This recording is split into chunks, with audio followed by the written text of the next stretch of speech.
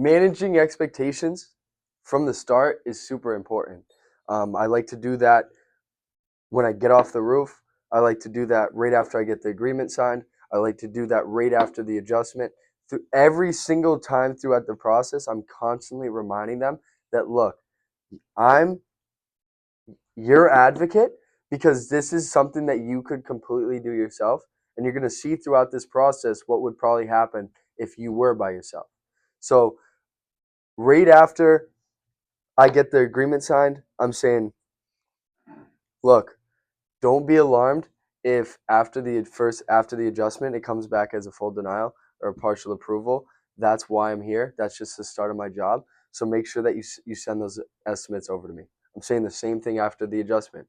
Look, don't be alarmed if they send us a full denial or a partial approval. That's just the start of my job. Regardless of what they send you, try to get an estimate on your hands and send that over to us. That's just the start of our job. That is going to be a direct reflection of why I'm working for you.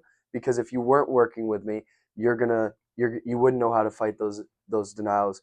You wouldn't know how to flip those partial approvals, and you'd be forced to end up putting a patch on your roof that violates the codes and regulations, so that you wouldn't for future be able to get your roof fully replaced.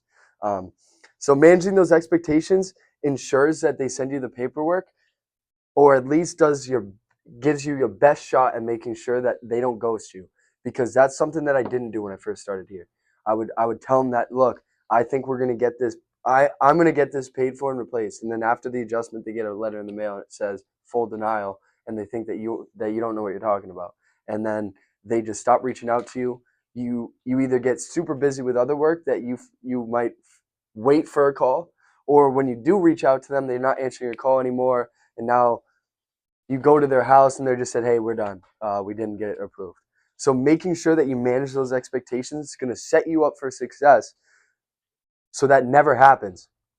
It's too much work to land the inspection, call the insurance company, go to the adjustment, that if you get ghosted because you just didn't manage expectations. So make sure that you're doing that from the start.